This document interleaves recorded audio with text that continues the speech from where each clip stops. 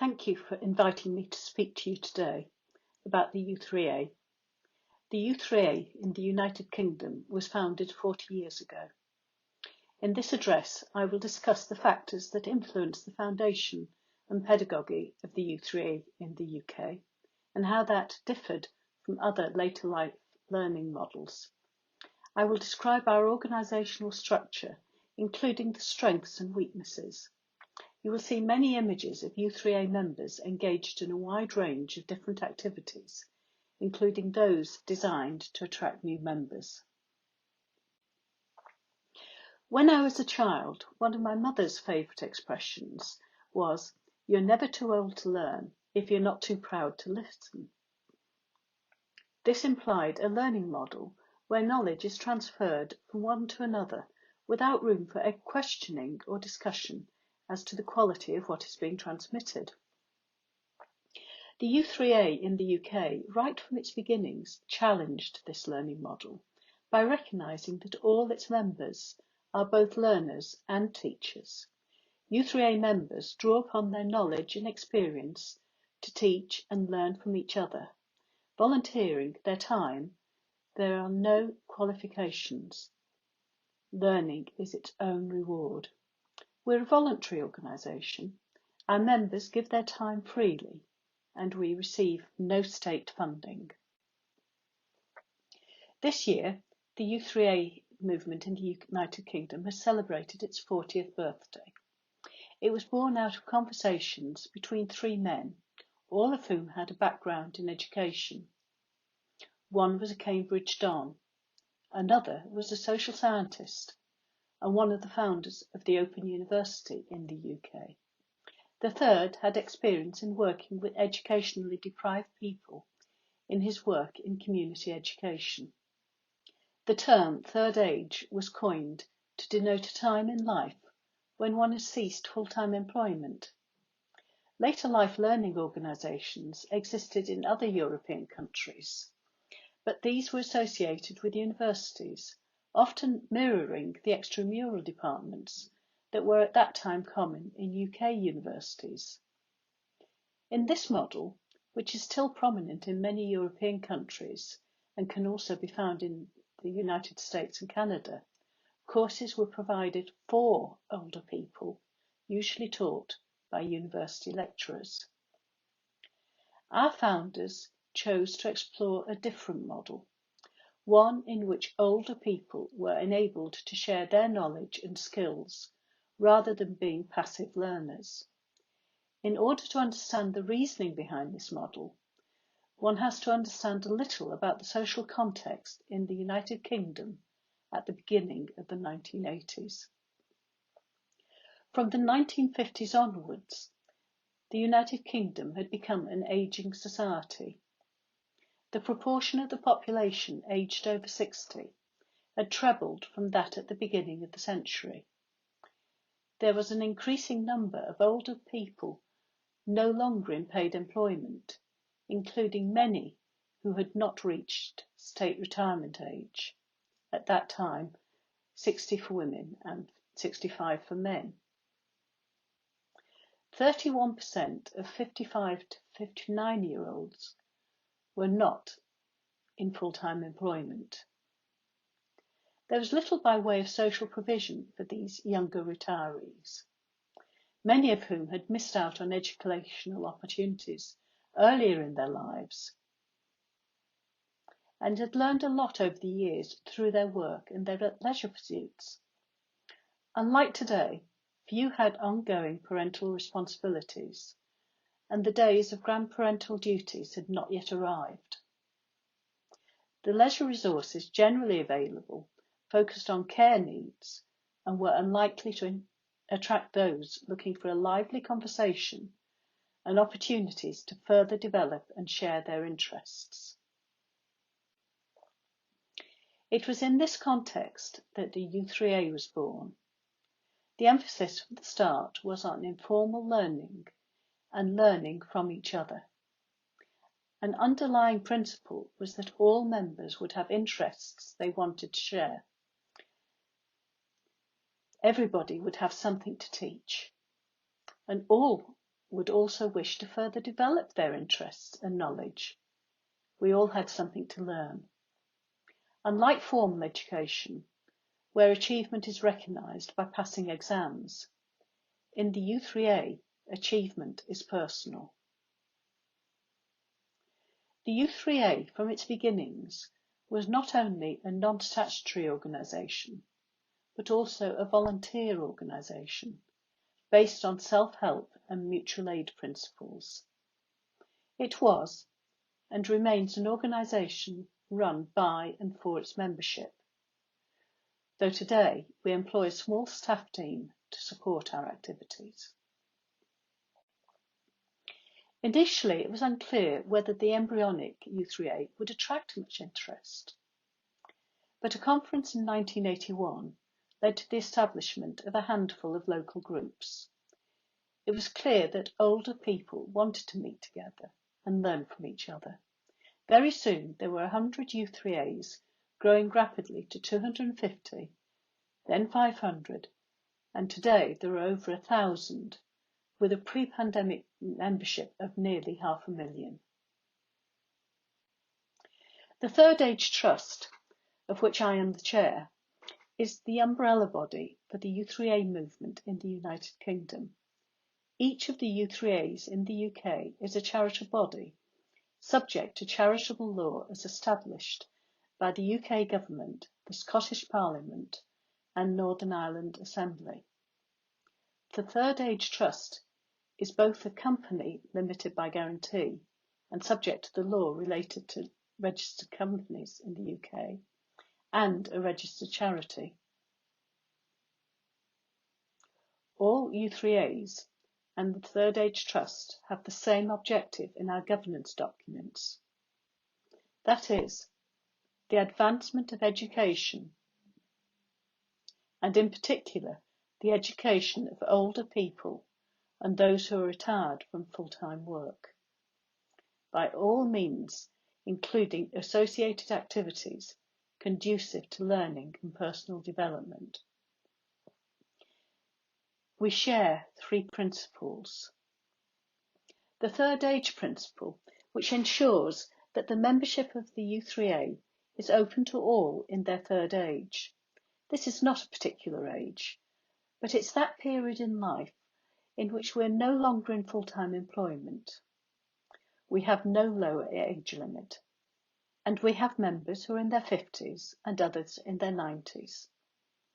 With an increasing number of people choosing to reduce their working hours, we could find in the future that we have more younger members joining their local u3as, which would be very welcome to us. The self-help learning principle focuses on our learning model. Within each u3a, there are many interest groups. Note, we don't call them classes. We do not offer any qualifications. Learning is undertaken for its own sake. The broad approach to learning creates a wide range of learning opportunities which would not be recognised in a more formal context. For example, membership of a walking group might lead to a greater appreciation of the environment amongst members. Whilst enjoying the exercise and each other's company, a member with knowledge of flora and fauna might point out a rare orchid, or another member might identify a bird by its call. There is no distinction between the learners and the teachers. We are all u3a members, but at times we do involve outside experts to enrich our activities. And sometimes these services are paid for out of our membership subscriptions. Our third principle is that we are a mutual aid organisation which is operationally independent but a member of the Third Age Trust. No payments are made to u3a members for any work they do for any u3a. Unlike some organisations where the parent body charges a subscription to individual members and then provides funding to local groups, each u3a is self-funded, keeping costs and membership subscriptions as low as possible. However, included in the subscription is a levy payable to the Third Age Trust, enabling us to employ a small number of specialist staff. This means that as an organisation, we're largely self-funding, but occasionally we receive some support for specific projects from other organisations. A current challenge for us is diversifying our funding so as to be less dependent on membership subscriptions. U3As vary very widely.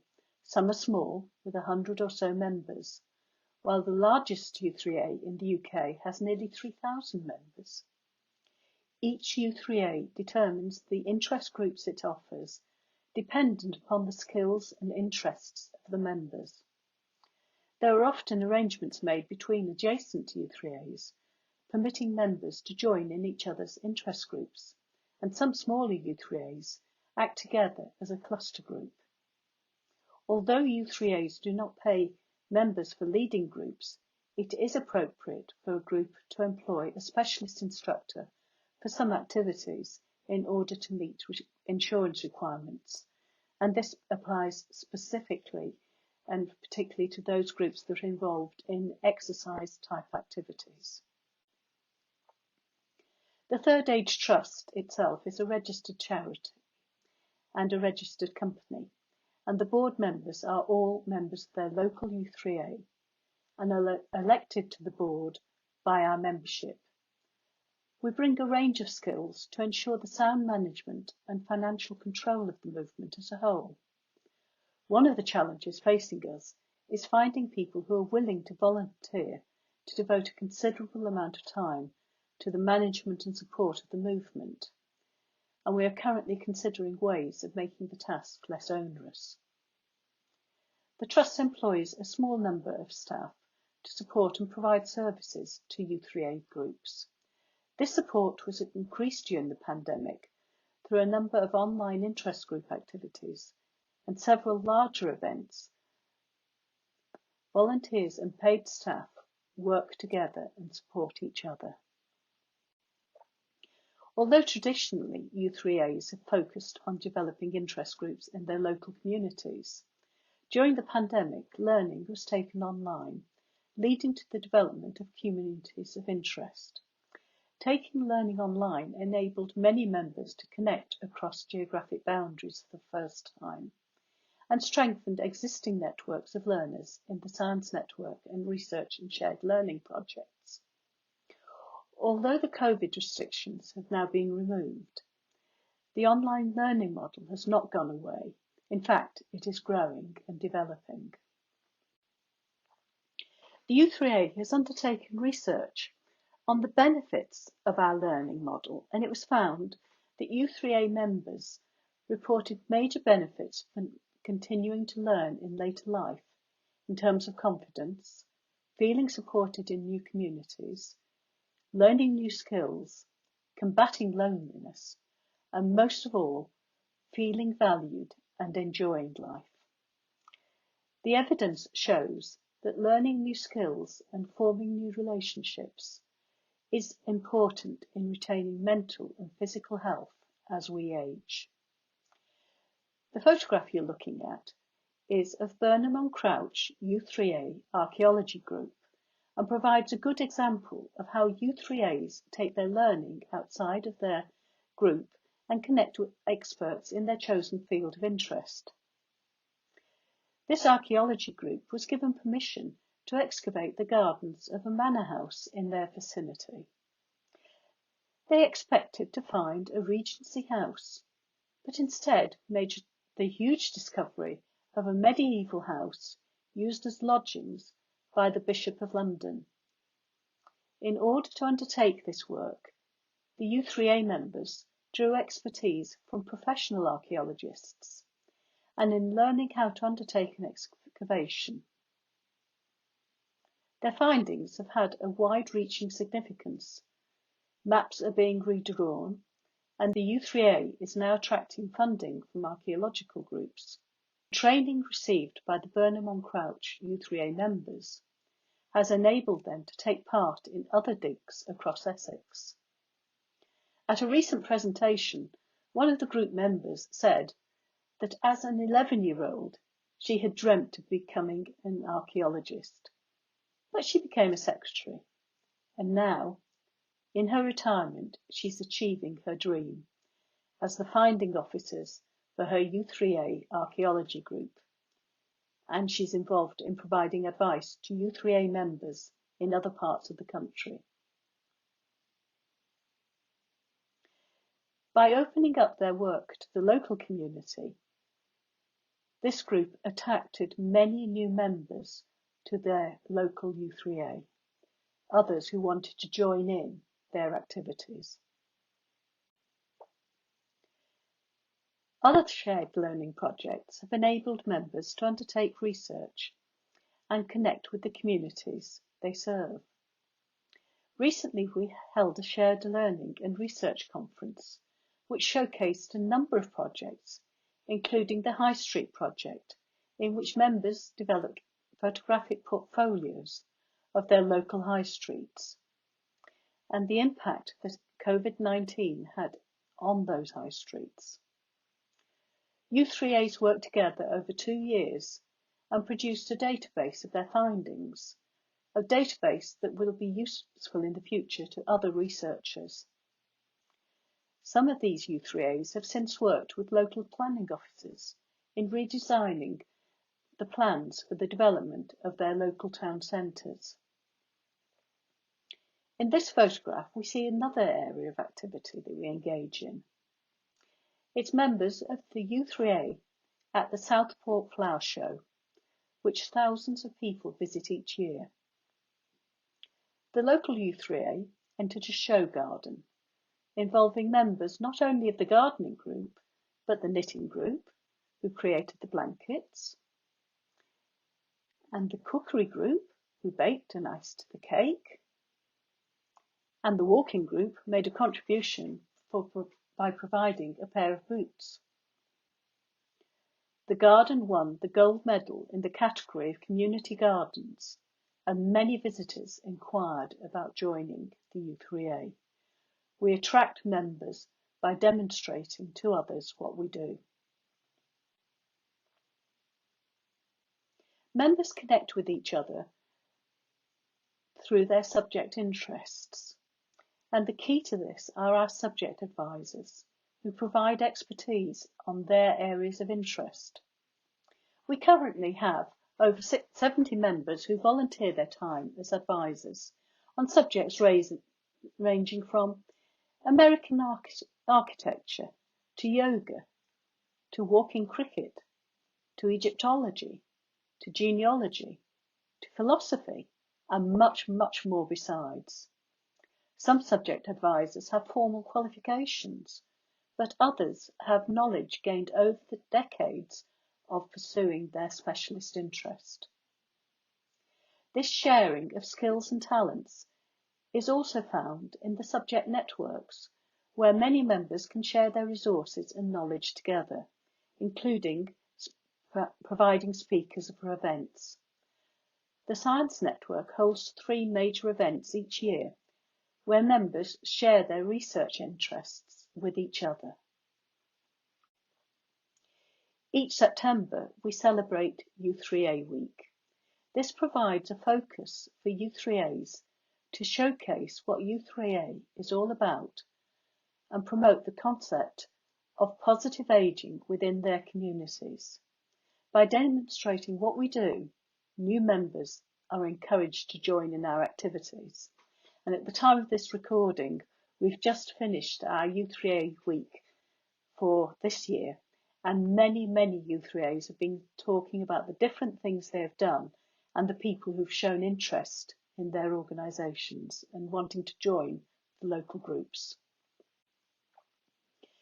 The u3a movement shares its successes, learning events, and much more through our magazine, Third Age Matters, and our monthly newsletters. The importance of connecting with each other and sharing our news means that whatever we're doing in our own localities and communities, we're connected with each other as a movement. This year, we celebrated 40 years of our learning model. We've come a long way since our early beginnings, and we have celebrated our anniversary with a series of events. Having the opportunity to focus on where we began and where we are now has given us many opportunities to show others just how important the benefits of continuing to learn, stay active and connected are to a positive and fulfilling later life. We're looking forward to the future. The u3a model shows that there is a world of new experiences open to older people through shared activities and learning. Leaving full-time employment is not an ending, but it presents the opportunity to develop new, exciting and varied interests, and to continue learning and making a positive contribution to our communities. We're looking forward to what the future holds for us, and maybe in 40 years' time we'll have another chapter to put in our history.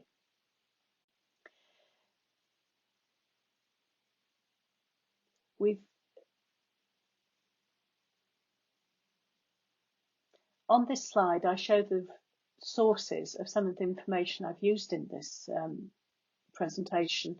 500 Beacons, which is a book written by Eric Midwinter, one of our founders, and Learning Not Lonely, the research on our activities and their benefit to others.